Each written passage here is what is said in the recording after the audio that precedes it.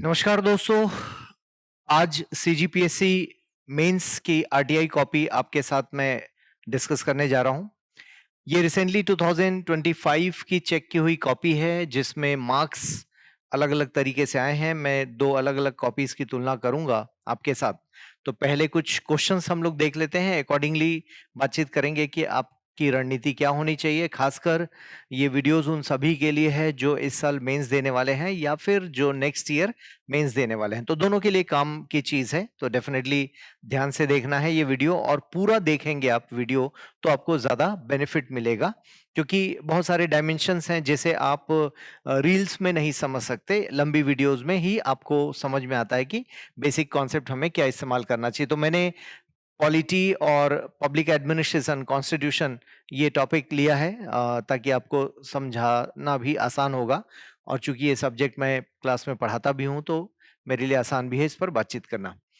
पहला क्वेश्चन है, भारत सरकार अधिनियम 1935 की आलोचना के प्रमुख आधार क्या हैं? हिंदी मीडियम में लिखी गई कॉपी है तो इसको देख सकते हैं हम लोग। भारत को एक संघ के रूप में स्थापित किया गया, परंतु इसमें किसी भी देशी रियासत को पृथक होने का अधिकार था। देशी रियासत को पृथक होकर पृथक संविधान के निर्माण का अधिकार था। इसमें भारत को डोमिनियन स्टेट की भी चर्चा नहीं की गई थी। तो आप देखेंगे इसमें 0.5 मार्क्स दिया गया है, यहां पर आप मार्क्स देख सकते हैं। और जिस भी स्टूडेंट की कॉपी है तो आप देख पाते हैं कि ये मार्क्स और बढ़ सकते थे। व्यवस्थित उत्तर यहां पर पूछा है, आलोचना के प्रमुख आधार क्या है ना? तो आपको कीवर्ड्स पर ध्यान रखना होगा कि कीवर्ड्स में है क्या। ये सिर्फ अधिनियम के प्रावधान नहीं पूछा है, आपको आलोचना के प्रमुख आधार क्या है। तो आप देख सकते हैं कि इसमें आलोचना के रूप में है ना, क्या था, आपको आलोचना मतलब उन प्रावधानों में समस्या क्या थी वो बताना है। तो आपको उन पॉइंट्स को लिखने पर यहां पर आप 1.5 मार्क्स ले सकते थे। क्लियर है? अगले क्वेश्चन की ओर बढ़ते हैं। ध्यान रखेंगे, यहां आपका ध्यान नहीं जाता, आपका ध्यान यहां जाता है कि अच्छा भारत सरकार अधिनियम 1935 पूछा है, फटाफट आप प्रावधान लिखते हैं और आगे बढ़ जाते हैं। ठीक है। इसके बाद संपत्ति के अधिकार का वर्तमान स्वरूप क्या है? What is the current status of right to property?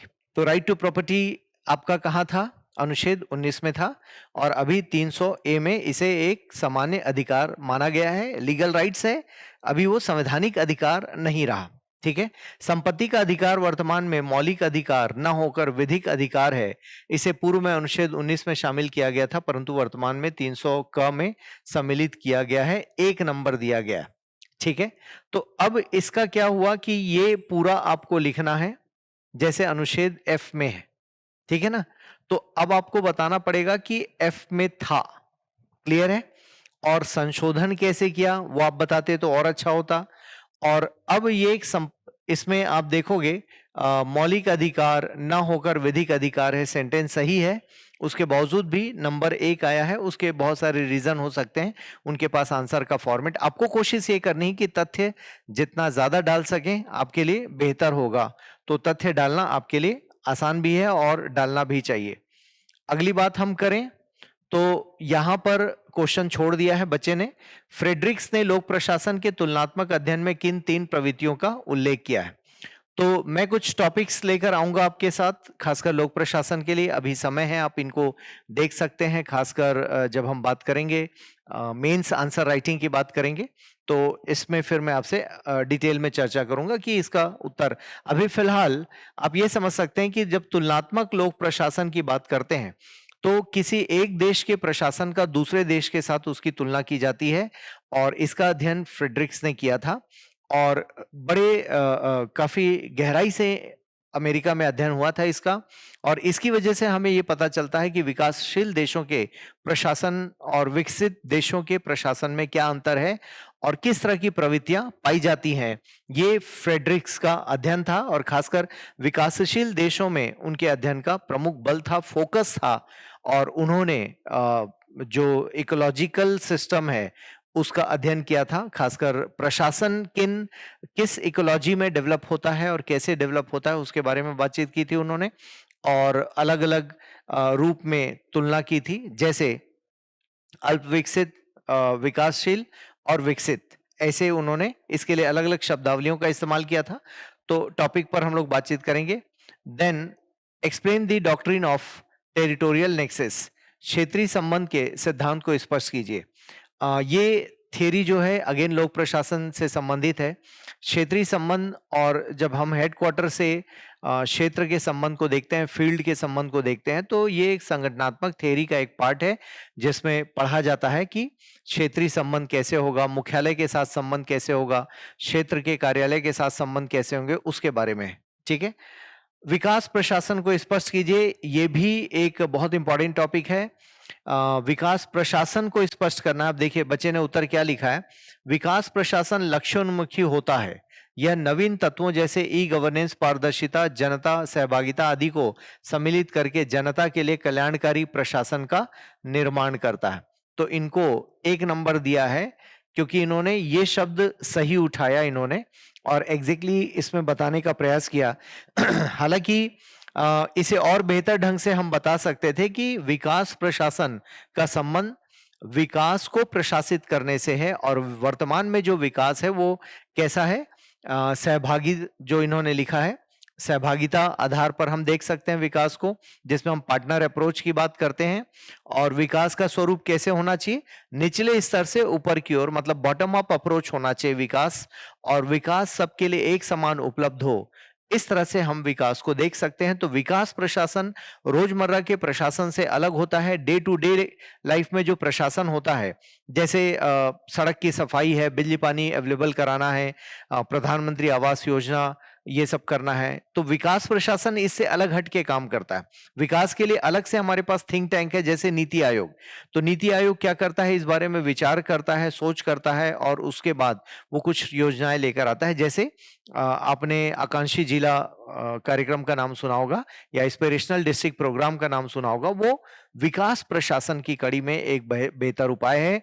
या फिर बस्तर के क्षेत्रों में बच्चों के लिए लाइब्रेरी खोलना, ये विकास प्रशासन का हिस्सा है, जिससे लोगों में डेवलपमेंट आएगा, लोगों के अंदर डेवलपमेंट आएगा, लोगों के अंदर विकास आएगा। और विकास सिर्फ सड़क बना देना या बिजली पानी ला देना विकास नहीं है, बल्कि सर्वांगीण विकास को विकास के रूप में देखा जाएगा। तो विकास प्रशासन, और साथ में एक और टॉपिक आता है, इसी में हम पढ़ते हैं, वो है प्रशासनिक विकास। ठीक है, प्रशासनिक विकास। तो दोनों शब्द एक साथ चलते हैं, विकास प्रशासन और प्रशासन का विकास। तो ये मुर्गी अंडे जैसा सवाल भी है, इसके बारे में ये सेंटेंस स्टेटमेंट फेमस है, खासकर फ्रेडरिक्स का स्टेटमेंट फेमस है, तो उस बारे में भी देख सकते हैं। तो इस पे और नंबर लाया जा सकता है यदि सीधे सीधे और लिख दें, विकास प्रशासन को स्पष्ट कर दें, ऐसा प्रशासन जो विकास के लिए संदर्भित है या विकास के लिए डेडिकेटेड है या प्रतिबद्ध है, उस तरह से हम बता सकते थे। हालांकि ये उत्तर ठीक है, बट इस पे और भी नंबर लाया जा सकता है, बिकॉज ये टॉपिक कॉमन है जिसे आपको पढ़ना भी चाहिए। ग्राम सभा के अप्रभावी कार्यकरण के कारणों की परिगणना कीजिए। अंग्रेजी में है reasons responsible for ineffective working of gram sabha. अब ग्राम सभा, आप लोग देखिए पंचायती राज पढ़ते हैं, लेकिन ग्राम सभा को 2 लाइन भी आपने मेंशन नहीं किया। इसका मतलब क्या हुआ कि आप 243A में पढ़ते हैं ग्राम सभा के बारे में। और ग्राम सभा क्या है, किनसे मिलकर ग्राम सभा तैयार होती है, निर्वाचित प्रतिनिधि जिसमें सरपंच हैं और उप सरपंच, पंच आ जाएंगे। इसके अलावा जो वयस्क मताधिकार के साथ जो पंजीकृत मतदाता हैं उस पंचायत के, वो सभी ग्राम सभा के हिस्से हैं। क्लियर है। तो अब क्या बोल रहा है, रीजंस रिस्पॉन्सिबल इनइफेक्टिव, मतलब वो अप्रभावी है, ग्राम सभा काम नहीं कर पा रही है। अब इसके रीजन क्या क्या हो सकते हैं, पॉइंट में सोचिए जरा। क्लियर है। तो जैसे नंबर 1 रीजन, एक तो शिक्षा का स्तर अभी भी कमजोर है, प्लस गांव में अब अभी भी जातिगत भेदभाव बचा हुआ है, जिसकी वजह से वो लोग इकट्ठे बैठते नहीं है, और कभी भी अनुशासनात्मक ढंग से ज्यादातर जगह पर मीटिंग नहीं हो पाती ग्राम सभा की। और आप पाएंगे, आपके आसपास के गांव में भी पाएंगे, पंच और सरपंच क्या करते हैं, कोरम पूरा करने के लिए रजिस्टर मेंटेन करते हैं और घर घर जाके साइन करा लेते हैं, और जो भी फैसला लेना होता है वो पंच और सरपंच मिलके ले लेते हैं। ग्राम सभा का इसमें रोल ही नहीं। जबकि ग्राम सभा को हम लोगों ने निचले स्तर की संसद कहा है, और वो है भी, मतलब डायरेक्ट डेमोक्रेसी, प्रत्यक्ष लोकतंत्र का सबसे सर्वाधिक मतलब अच्छा उदाहरण है वो, राइट। क्योंकि उसमें आप देख पाते हैं कि जो लोग वोट देकर चुनते हैं वही लोग निर्णय निर्माण में भागीदारिता कर रहे हैं। इसको हम क्या कहते हैं? प्रत्यक्ष लोकतंत्र कहते हैं। तो वो दिखाई देता है, तो वो इनइफेक्टिव है और वहां पर करप्शन इन्वॉल्व हो चुका है, खासकर पंच सरपंच के स्तर पर, बिकॉज उन्हें किसी न किसी रूप में एमपी और एमएलए को भी खुश करना पड़ता है और अनावश्यक जो इन्वॉल्वमेंट है वहां से भ्रष्टाचार पनप रहा है और निचले स्तर पर, हालांकि ऊपर स्तर पर भी भ्रष्टाचार है, बट धीरे धीरे निचले स्तर पर भी पहुंच रहा है।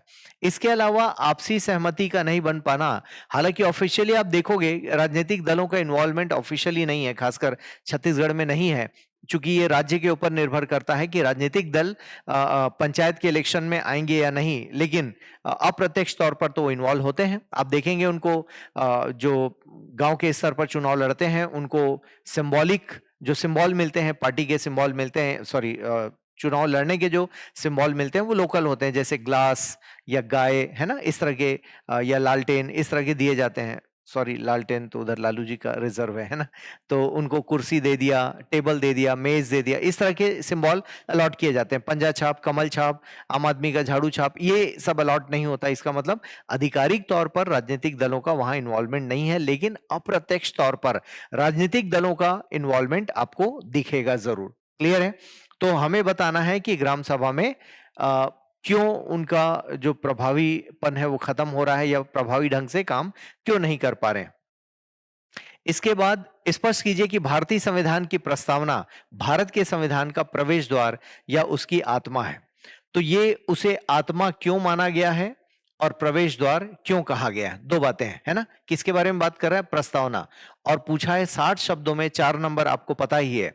देखिए, जब हम गेटवे कहते हैं, इसको ऐसे समझिए, आपके घर में मान लो दरवाजा है और यहां से यहां पर फूल पत्ते बढ़िया से डेकोरेटेड है, ऐसा ऐसा, है ना, और यहां पर बढ़िया से लिखा है स्वागत, और एक बगल वाले घर में लिखा है कुत्तों से सावधान। ठीक है, तो आप देखेंगे कि इन दोनों दरवाजों में आपका मन यहां नेगेटिव हो जाता है और यहां पर पॉजिटिव है, क्योंकि वहां पर दरवाजे में फूल पत्ती लगे हैं, स्वागत के लिए प्लेट लगा दिया गया, साफ सुथरा घर है। क्लियर समझ में आ रहा है कि इस घर का मालिक व्यवस्थित रहता होगा, है ना। यहां से समझ में आ रहा है कि भाई कुत्ते हैं, कुत्तों से सावधान रहो। दरवाजा टूटा फूटा है, अव्यवस्थित सा पड़ा हुआ है सब कुछ, पुराने गमले हैं, टूटे हुए गमले हैं, पौधों में पानी नहीं पड़ा है कई दिनों से। तो ऐसा देखकर आपको समझ में आ जाता है कि उस घर का मालिक कैसा होगा। दोनों में स्पष्ट तौर पर आपको समझ में आता है। तो इसका अर्थ यह हुआ कि यदि हमारा गेट व्यवस्थित है तो उससे हम घर के मालिक का अंदाज लगा सकते हैं कि घर का मालिक कैसा होगा। यदि बाहर कूड़ा करकट पड़ा हुआ है, दीवारों का रंग उखड़ा हुआ है ना, आप देखेंगे कुछ घर आपको ऐसे व्यवस्थित दिखाई देते हैं जो बड़े करीने से उनके सब गार्डनिंग हो रखी है, पेड़ पौधों पर छटाई हो रखी है और हमेशा व्यवस्थित। गर्मी के दिनों में बिल्कुल हरा वाला नेट लग गया होगा, बारिश के दिनों में हटा देंगे, सब कुछ व्यवस्थित आपको दिखाई देगा। तो ऐसे घर के अंदर भी वो व्यवस्था दिखाई देती होगी। इसीलिए जब हम प्रस्तावना, क्योंकि प्रस्तावना क्या है? संविधान का पहला पेज है, जिसमें हम कह सकते हैं इंट्रोडक्शन या प्रीफेस जैसे हम कहते हैं, हालांकि उससे बड़ा है, इंट्रोडक्शन से भी बड़ी चीज है प्रस्तावना। और इसका संदर्भ आपको कहां से मिलता है? नेहरू जी ने 13 दिसंबर 1946 को उद्देशिका प्रस्ताव जो प्रस्तुत किया था, उसी का क्रक्स आप कह सकते हैं प्रस्तावना के रूप में दिखाई देता है। क्लियर है? अब उसे गेटवे क्यों कहते हैं? क्योंकि उसका सीधा संबंध अंदर से, अंदर मतलब आप प्रस्तावना में जो भी पढ़ते हैं उसका संबंध अनुच्छेदों से। क्लियर है? जैसे हम कहते हैं कि भारत एक संप्रभु राष्ट्र है, पहला शब्द ही संप्रभुता है ना, उसे अब आप क्या करोगे? आर्टिकल 1, 2, 3 इन सब से जोड़कर देखोगे कि भारत एक संप्रभु राष्ट्र है, अर्थात भारत स्वयं अपने फैसले लेता है। संसद हमारी संप्रभु संसद है। दैट मीन्स संसद जो भी निर्णय लेगी वो स्वयं से लेगी, किसी के दबाव में नहीं लेगी। और इस संप्रभुता को हम आधुनिकता में हम मानते हैं कि डाइल्यूटेड सॉवरेनिटी है। इसका मतलब थोड़ा बहुत उसका विघटन हो रहा है, थोड़ा बहुत उसमें कमजोरी आ रही है, क्योंकि अंतर्राष्ट्रीय दबाव होता है। भारत में भी आप देख सकते हैं बहुत सारे फैसले कहीं ना कहीं अंतर्राष्ट्रीय दबाव में या क्षेत्रीय दबाव में लिए जाते हैं, उसका असर आपको दिखता भी है। तो शुद्ध रूप में जो संप्रभुता है वो कहीं ना कहीं अभी वैसे नहीं देखी जा सकती जिस जो थियरीज में हम मानते हैं फिलहाल।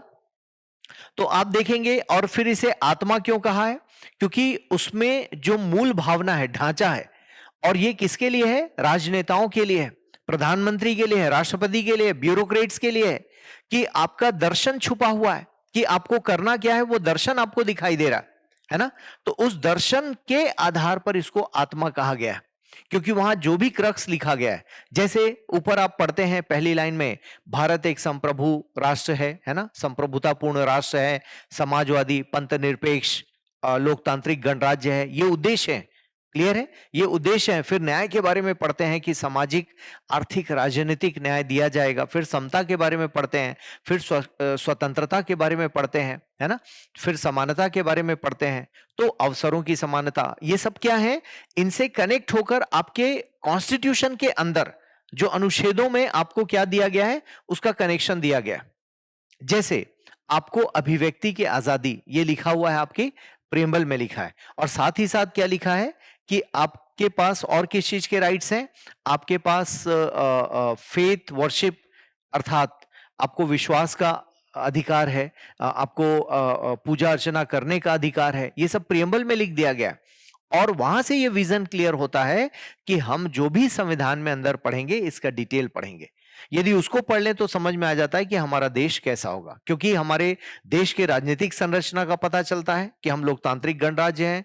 फिर हमारे देश का एक बड़ा नेचर का पता चलता है कि हमारा देश कैसा है, हमारा देश सेक्युलर नेचर का है, पंथ निरपेक्ष प्रकृति है हमारी। इसका मतलब हमारे इस देश का कोई धर्म नहीं है, हम सभी धर्मों को साथ लेकर चलते हैं, ये भावना है।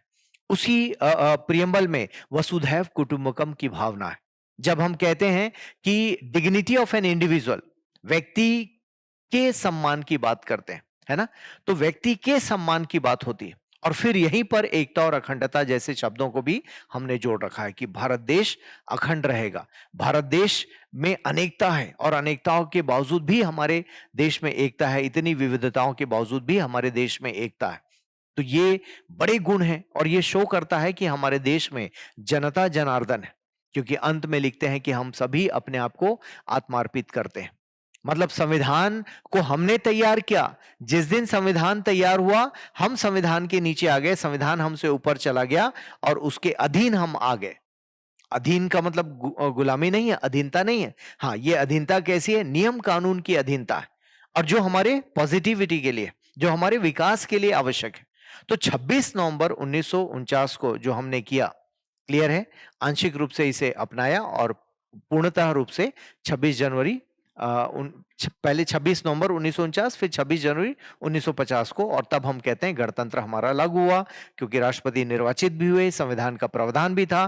तो इस तरह से हम देख पाते हैं। तो अब इस बच्चे ने क्या लिखा है उसको देखते हैं। नंबर कितने आए हैं, 1.5 नंबर दिए गए हैं, जबकि इसमें ये टॉपिक आप बार बार पढ़ते हैं, इसमें कम से कम 2.5 नंबर आने चाहिए या 3 नंबर आने चाहिए। 4 तो शायद किसी को नहीं देते होंगे, कुछ प्रश्नों में मिलता भी है, लेकिन थियोरिटिकल पोर्शन में नंबर कम आते हैं। तो आप देख सकते हैं भारत के संविधान की प्रस्तावना संविधान की मूल स्रोत है। अब यहां से क्या हो गया, आपका स्टेटमेंट ही गलत है। भारत के संविधान की प्रस्तावना संविधान की मूल स्रोत है, इसका कोई अर्थ नहीं है। अब आप समझ पा रहे हैं गलती कैसे होती है आपसे, लिखते वक्त ध्यान नहीं जाता है, और यही वजह है कि आपको बार बार राइटिंग प्रैक्टिस करनी चाहिए, सेंटेंस फॉर्मेशन करना चाहिए, सेंटेंस करेक्शन करना चाहिए। और साल भर में आप क्या सोचते हो कि जब हम परफेक्ट हो जाएंगे तब लिखेंगे, और ये परफेक्शन दोस्तों कभी आता नहीं। तो आपको सीखना पड़ेगा कि डेली बेसिस पर प्रैक्टिस करना है, परफेक्ट आप कभी नहीं हो सकते। देखिए किस तरह की गलती की गई है, राइट, उसकी आत्मा है। अब ऐसा लिखने से कोई फायदा नहीं है। इसे निम्न आधारों पर संविधान का प्रवेश द्वार कहा जा सकता है। मतलब आपने 3-4 लाइन यहां तक वेस्ट कर दिया, कुछ भी निकल कर नहीं आया, शब्दों को भी आप खा गए, है ना। अब यहां पे सिद्धांतों का अनुपालन, समानता, बंधुता, सामाजिकता जैसे सिद्धांतों को आदर्श मानकर संविधान का निर्माण किया गया है।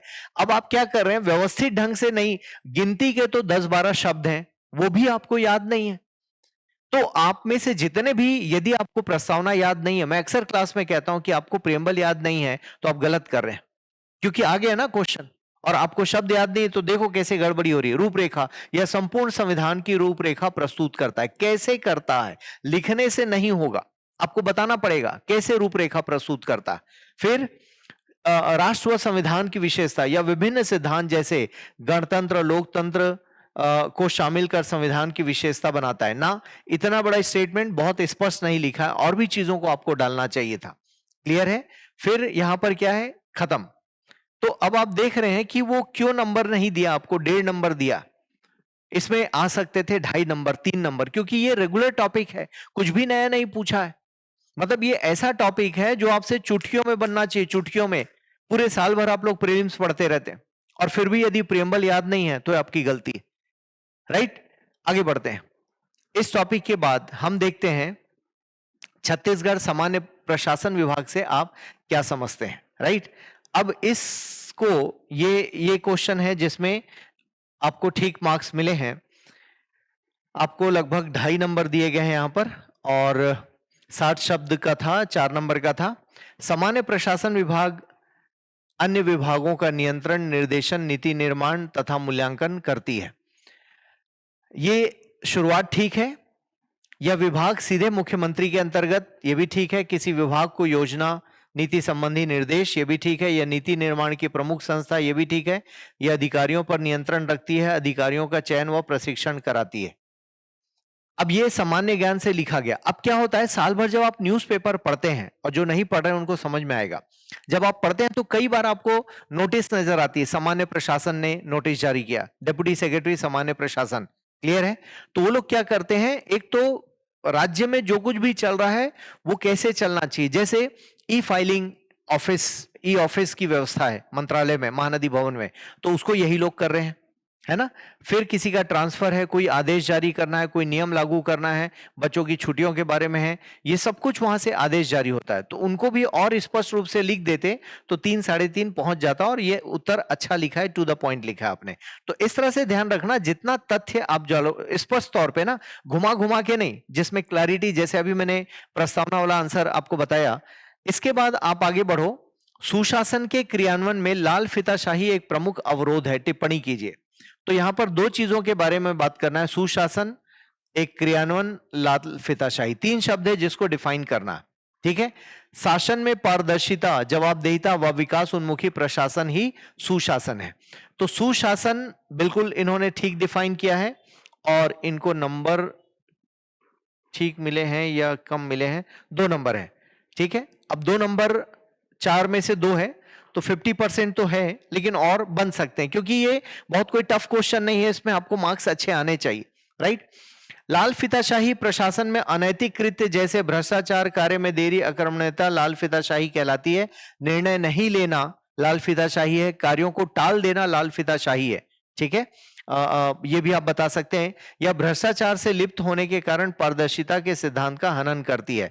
बिल्कुल ठीक, इसको लेकिन छोटे शब्दों में लिखकर आप कह सकते हैं। ठीक है? बाधा कैसे है? या अकर्मण्यता के माध्यम से जवाबदेहिता का हनन करती है। भोग विलास में अधिकारियों का लिप्त होना उनके जनता के सेवक के रूप में स्थापित होने के सिद्धांत का हनन है। बढ़िया लिखा है। अब मान लो 1-2 लाइन में आपको कुछ और मिल जाता है यहां पर लिखने के लिए, है ना, कि लाल फीताशाही से बचना कैसे, पूछा तो नहीं है, लेकिन एक लाइन में आपको चिपका देना। कैसे बताएंगे आप?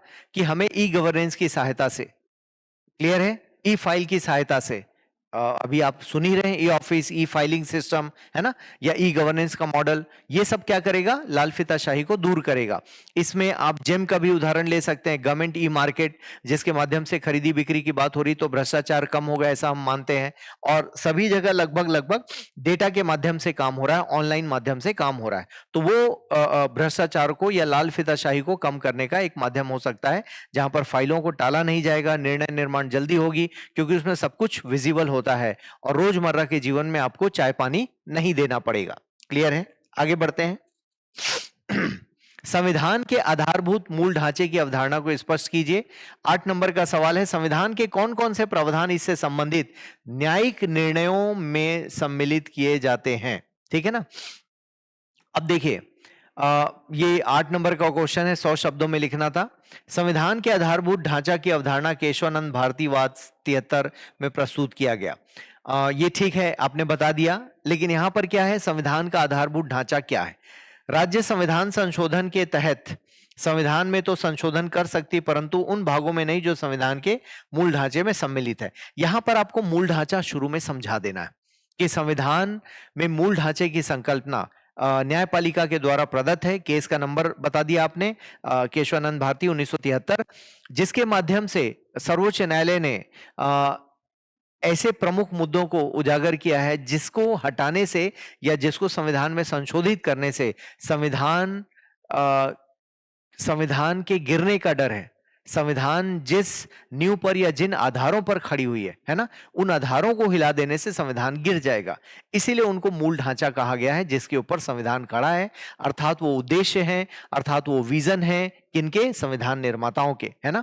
उनके दिमाग में क्या चल रहा था, वो उस वक्त उन सारी चीजों को ध्यान में रखकर सर्वोच्च न्यायालय ने मूल ढांचे का कॉन्सेप्ट दिया और कहा कि आपको जो भी संविधान में संशोधन करना है कर लीजिए, लेकिन मूल ढांचे को छोड़कर। और मूल ढांचा क्या है ये एक बार में हम नहीं बताएंगे, जब जब जरूरत पड़ेगी हम बताते जाएंगे, वो लिस्ट हम देते जाएंगे, और उसमें कोई भी गड़बड़ी नहीं होनी चाहिए। ऐसा कहकर सर्वोच्च न्यायालय ने एक तरह से संविधान को सुरक्षित कर दिया है, ताकि कल को कोई भी सरकार मनमाने ढंग से उसमें संशोधन नहीं कर सकती है।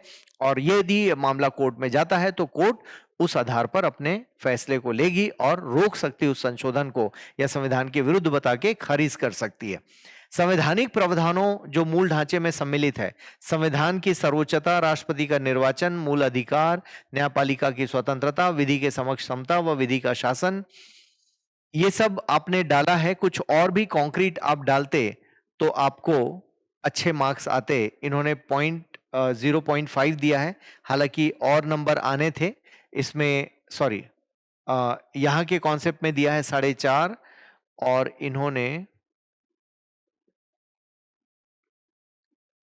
एक्चुअली 2 पार्ट में डिवाइड करके दिया है नंबर, आप देख पा रहे हैं यहाँ पर 0.5। तो ये जो मूल ढांचे में सम्मिलित है उसके आधार पर दिया है। तो मार्क्स आपको 50% आए हैं, 8 में से 4.5 आपको दिए गए हैं। अगेन मैं चाहूंगा, बहुत आसान टॉपिक है, यदि लिख लिख के अभ्यास कर लें पहले से, क्योंकि जग जाहिर वाले क्वेश्चन है। और बात है इस एकेडमी के टेस्ट सीरीज में आप देखेंगे लगभग 80% क्वेश्चंस हम अपने टेस्ट सीरीज में पहले ही पूछ चुके होते हैं जो आपके एग्जाम में आते हैं। तो इस आधार पर आप टेस्ट सीरीज दीजिए, मॉडल आंसर पढ़िए, आप देखेंगे आप सही जगह पहुंच जाएंगे। तो इसमें कम से कम आपको 6 से 6.5 नंबर लाना है, मतलब 2.5 नंबर इसमें बढ़ना चाहिए यदि आपकी प्रैक्टिस अच्छी है तो, ठीक है ना। इसके बाद लोक प्रशासन में राज्य बनाम बाजार, state versus market, debate in public administration question है। Again 8 marks, 100 words. और इसमें देख सकते हैं दोस्तों, ये राज्य बनाम, अब इस बच्चे ने क्या लिखा है उसके आधार पर हम तुलना कर सकते हैं। राज्य बनाम बाजार से तात्पर्य सरकारी क्षेत्र तथा निजी क्षेत्रों के नकारात्मक व सकारात्मक संबंध है। ये गलत कर दिया आपने, है ना, ये नहीं बताना आपको। नकारात्मक और सकारात्मक संबंध के बजाय इन दोनों की भूमिका के बारे में बात कीजिए। और खासकर आप देखेंगे जो राज्य की भूमिका है ना, वो सबसे केंद्र में है, इसको आप टाल नहीं सकते। और यहीं पर आप देखेंगे कि जब आप बाजार की भूमिका की बात करते हैं तो बाजार की भूमिका कैसे है, यहां पर बाजार राज्य के सहयोगी के रूप में आ रहा है ना। मार्केट जो है स्टेट के सहयोगी के रूप में आ रहा है, वो उसकी जगह कभी नहीं ले सकता। जैसे आपातकाल परिस्थितियों में कौन भूमिका निभाता है, राज्य करता है ना। आपको आपदा से बचाने के लिए हेलीकॉप्टर कौन भेजता है, सरकार भेजती, मतलब राज्य भेजती। यदि प्राइवेट से आप मांगो तो भरपूर आपसे फीस ले लेगा, है ना, जबकि फ्री में सर्विस देती है सरकार। तो कुछ मामलों में अभी जैसे हमारे देश में लगभग 40% गरीबी रेखा से नीचे हैं, तो इतने लोगों का पेट कौन भर रहा है, सरकार। पीडीएस के माध्यम से, कल्याणकारी योजनाओं के माध्यम से, महतारी वंदन योजना पैसे देना, या फिर प्रधानमंत्री आवास योजना, इन सब में क्या हो रहा है, आपको लाभ मिल रहा है। तो वो कहां से है, राज्य से। अब बाजार को खासकर आप भारत जैसे विकासशील देशों में देखें तो 1991 के बाद बाजार का शुद्ध रूप में आगमन होता है, खासकर एलपीजी के बाद, जिसको हम लिबरलाइजेशन, प्राइवेटाइजेशन और ग्लोबलाइजेशन कहते हैं। और उदारीकरण, निजीकरण, वैश्वीकरण के इस कॉन्सेप्ट में आप देखेंगे तो बाजार का प्रवेश यहां पर दिखता है। हालांकि बाजार पहले से है, निजी क्षेत्र पहले से है। निजी क्षेत्र और बाजार बोलने में बाजार एक बड़ा शब्द है, निजी क्षेत्र उसका हिस्सा है, आप ऐसा कह सकते हैं। बाजार की भूमिका से पूंजीवादी व्यवस्था का जन्म होता है, क्योंकि आपके पास पैसे हैं तो आप खरीदोगे, सो पे करो, यूज करो, पे करो, ये वाला कॉन्सेप्ट है। तो आपका पॉकेट अच्छा है तो फिर बाजार आपका स्वागत करता है, और बाजार अपने लाभ कमाने के लिए जाना जाता है ना। तो यहां पर क्या है, राज्य बनाम बाजार डिबेट अलग से एक टॉपिक है, आपके सिलेबस का हिस्सा है पब्लिक एडमिनिस्ट्रेशन में। तो जब आप इसको पढ़ोगे तो इन दोनों में शुरुआती दौर में वर्सेस लगा हुआ है ना, कि स्टेट वर्सेस मार्केट। फिर ये क्या है, दोस्ती धीरे धीरे स्टेट एंड मार्केट में आ जाती है, स्टेट विथ मार्केट में आ जाती है दोस्ती। एंड का संबंध अब विथ के साथ हो गया, विथ मतलब साथ, पार्टनर अप्रोच। और आगे चलकर आप देखोगे मार्केट के साथ यही क्या हो गया, स्टेट ट्रिपल पी करता है किसके साथ, प्राइवेट के साथ, मार्केट के साथ। तो दोनों में गहरी दोस्ती हो जाती है। तो इस तरह से जो दूरी है वो अब नजदीकियों में बदल गई, ऐसा आप कह सकते हैं। इस तरह का डायग्राम बना सकते हैं आप, यही प्राइवेट और पब्लिक में बना सकते हैं, सेम चीज रिपीट कर सकते हैं। तो आप देखेंगे खासकर नवलोक प्रबंधन के आने के बाद ऐसा लगता जरूर है कि अब सारा काम बाजार कर रही है, लेकिन ऐसा नहीं है। भारत जैसे देशों में आप देख पा रहे हैं, या अमेरिका जैसे देशों में अभी भी युद्ध में कौन भागीदार हो रहा है, सरकार, सेना, है ना, मतलब राज्य ही है वहां पर। हालांकि प्राइवेट इन्वॉल्व है, प्राइवेट को नुकसान भी हो रहा है, बाजार को नुकसान भी हो रहा है। तो हमें यह देखना है कि राज्य सही ढंग से संचालित नहीं कर पाता तो बाजार की भूमिका महत्वपूर्ण होने लगती है। जैसे आप देखोगे 70-80 के दशक में जब राज्य असफल होने लगे तो निजी क्षेत्रों को बुलाना पड़ा, निजी क्षेत्रों का आगमन होने लगा, बाजार की भूमिका महत्वपूर्ण हो गई। WTO की बात करने लगे हम, और खासकर थर्ड पार्टी या बाजार की सुविधा को लाने की बात होने लगी। और वहीं से निजी शैली के प्रबंधन को लेकर नवलोक प्रबंधन का प्रवेश होता है, न्यू पब्लिक मैनेजमेंट 1991, और वहां से एक अलग रोल शुरू हो जाता है। भारत में भी ये हुआ, लेकिन भारत में धीरे से हुआ। अभी आप देख पा रहे हैं चारों तरफ प्राइवेट इंस्टीट्यूशंस काम कर रहे हैं, इनफैक्ट गवर्नमेंट को सलाह देने के लिए। जैसे हमारे छत्तीसगढ़ में ही आप देखोगे तो अर्नेस्ट एंड यंग, है ना, प्राइस वाटर कूपर, पीडब्ल्यूसी, ये सब क्या है, सरकार के साथ मिलकर काम कर रहे हैं, राइट। तो उस कंटेक्स्ट में क्या हुआ, अब आपने क्या कर दिया, नकारात्मक और सकारात्मक में बांध दिया, और ये इस वजह से आपको बहुत अच्छे मार्क्स नहीं आए हैं। 2.5 नंबर दिया गया है 8 में से। तो मार्क्स और हो सकते हैं, कॉन्सेप्ट को आपको समझना पड़ेगा। हालांकि यहां पर आपने ट्रिपल पी बोट और बूट का लिखा हुआ है, लेकिन और व्यवस्थित हो सकता था। सकारात्मक संबंध सर्वाधिक प्रचलन वर्तमान में है, जिसमें दोनों अपनी अपनी खूबियों का समावेश करके एक दूसरे में करते हैं। ये स्टेटमेंट क्लियर नहीं है। आपको क्या करना है, क्लियर स्टेटमेंट चाहिए, सीधे सीधे बात लिखनी होगी, घुमा घुमा कर नहीं, जिसमें स्पष्ट कोई अर्थ निकलता होगा वो हमको बोलना है या लिखना है, ऐसा हम कह सकते हैं। ठीक है। इसके अलावा आप देखेंगे ये क्वेश्चन है, भारतीय संविधान में राज्य के नीति निर्देशक तत्वों का समावेश राज्य की कल्याणकारी भावना को प्रकट करता है। तो अब इसमें दो बातें हैं। एक तो मैं इंग्लिश में भी पढ़ देता हूं, inclusion of directive principles of state policy in Indian constitution reflects the spirit of welfare state. So ये आपको दिखता है कहां पर, आर्टिकल 38 में दिखता है। सो ओवरऑल जितने भी डीपीएसपी हैं, कायदे से ये क्या थे, शुरुआती दौर में आप देखेंगे तो ये मूल अधिकार के रूप में डाले गए थे, या मूल अधिकारों के तौर पे लिस्ट बनाई गई थी। जब संविधान निर्माताओं को ये समझ में आता है कि नहीं नहीं, ये लिस्ट काफी बड़ी है, और यदि इसे हम क्या कर देंगे, प्रवर्तनीय कर देंगे, एनफोर्सिएबल बना देंगे, तो राज्य बहुत दिक्कत में आ जाएंगे। राज्य मतलब देश की सरकार। क्लियर है। स्टेट प्रॉब्लम में आ जाएगा, क्योंकि उसको लेकर हर दिन लोग कोर्ट में जाएंगे कि साहब ये नहीं हुआ, ये नहीं हुआ, ये नहीं हुआ, लंबी लिस्ट।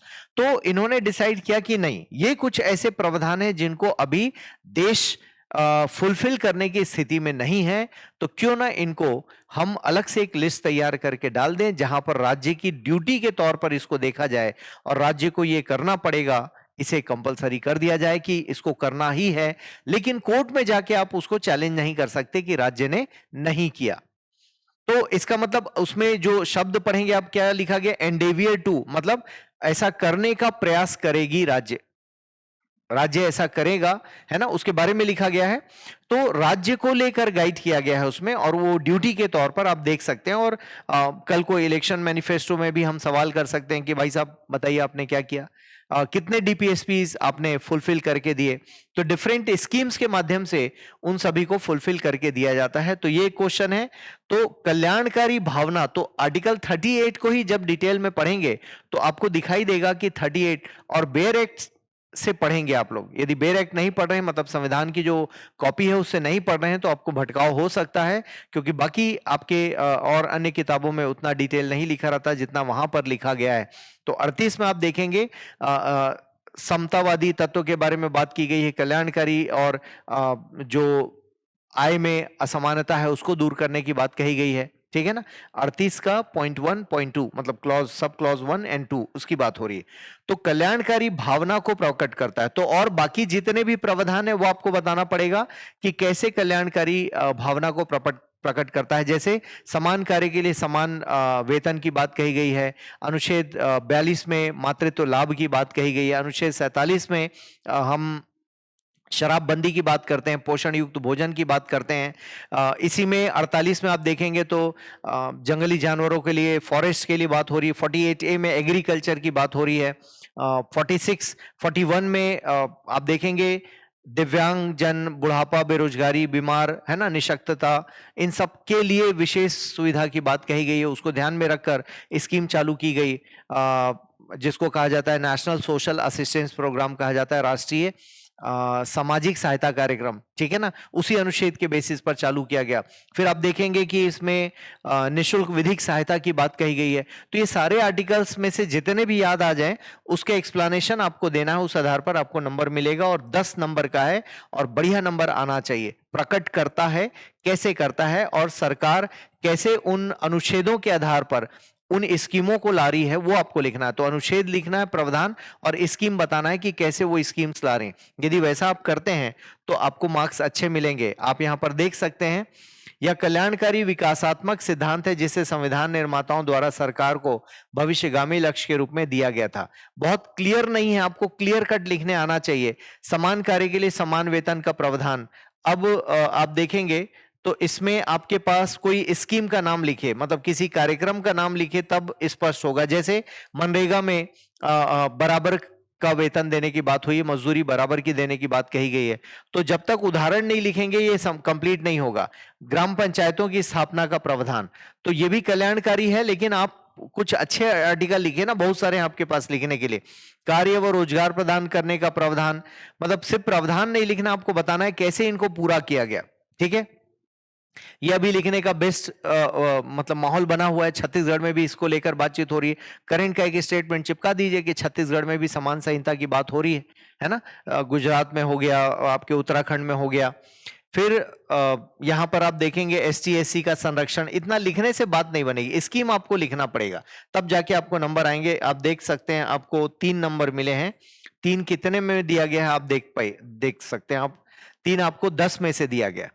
ठीक है, अधिकतम शब्द सीमा 125 है, क्योंकि ये पार्ट 2 है, तो आपको 10 नंबर ही मिले हैं। तो सॉरी, 10 में से 3 मिले हैं, तो इसका मतलब आपने नंबर अपने हाथों से कम करवा लिया, ऐसा मैं कहना चाहूंगा। और यहां से ये छत्तीसगढ़ के क्वेश्चन चालू होते हैं, तो हमारे और साथी छत्तीसगढ़ के बारे में आपसे अलग से बातचीत करेंगे। तो इस पेपर में मुझे इतनी बातचीत करनी थी। एक और मैं तुलना करूंगा, 2 पेपर्स की तुलना करूंगा, वो अगले वीडियो में आपको मिल जाएगी। तो दोस्तों, आप मेंस के आंसर राइटिंग में हमारे साथ बने रहिए। अब ढेर सारी वीडियोस की सीरीज आप तक पहुंच रहे हैं, जिसमें मेंस आंसर राइटिंग पर हमारा फोकस है कि कैसे आंसर लिखना चाहिए, कैसे आपको फोकस करना चाहिए, इस बारे में हम लोग बातचीत करेंगे लगातार। ठीक है ना। तो कोई भी सवाल होंगे तो आप लिखते रहिएगा, और मैं उसका रिप्लाई अगले वीडियो में जरूर कर दूंगा। तो आप देखते रहिए मेंस के ये जो टेस्ट सीरीज हमारे चल रहे हैं, उसमें आप भाग ले सकते हैं। बिलासपुर में पाथ आईएएस एकेडमी खुल चुका है, और विजय पथ वहाँ पर ऑलरेडी चल रहा था, एक संस्थान चल रही थी। और 3A कॉम्प्लेक्स है ये, बिहारी टॉकीज के बगल में, उसमें 3rd फ्लोर में आना है आपको, जहाँ पर विजय पथ ऑलरेडी एक कोचिंग क्लास थी। और अब पाथ आईएएस की पूरी टीम वहाँ पर होगी, मेरी भी क्लासेस होंगी डेफिनेटली। और जैसा रायपुर में जिस तरीके से पढ़ाया जाता है इंटीग्रेटेड अप्रोच, जो पाथ की विशेष पहचान है। इंग्लिश मीडियम अलग, हिंदी मीडियम अलग, ये भी पाथ की यूएसपी है। टेस्ट सीरीज पाथ ने ही शुरू किया पूरे छत्तीसगढ़ में, मेंस टेस्ट सीरीज, और उसको सिस्टमेटिक ढंग से चेक करने का जो हमारा तरीका है वो विशेष बात है। तो ये बिलासपुर के छात्रों के लिए भी होगा और पाथ की पूरी टीम आपके साथ डेडिकेट होकर काम करेगी। आपके साथ एक ही लक्ष्य हमें चाहिए, वो है आपको अच्छा इंसान बनाना, अच्छा अधिकारी बनाना, और आप इस एग्जाम के टॉप लिस्ट में आ जाएं, यही हमारा प्रथम उद्देश्य है। तो किसी तरह से आप पढ़िए, बढ़िया से पढ़िए और मन लगाकर पढ़िए। और मेंस वाले जितने भी बच्चे हैं अभी संपर्क में रहिए। आप जहां भी आंसर राइटिंग में आपको दिक्कत आ रही है, आप हमारे टीम मेंबर से मिल सकते हैं, फोन पर बातचीत कर सकते हैं। बिलासपुर में भी मिल सकते हैं, रायपुर तो आप मिल ही रहे। कोरबा में भी इस वक्त हमारी टीम है, तो वहां पर भी आप मिल सकते हैं। बालको कनेक्ट हमारा प्रोग्राम चल रहा है, आई मीन बालको का सीएसआर प्रोग्राम है, तो वहां पर भी हमारी टीम बैठी, वहां पर भी आप जाकर मिल सकते हैं हमारे टीचर्स के साथ। बहुत बहुत धन्यवाद दोस्तों, थैंक यू।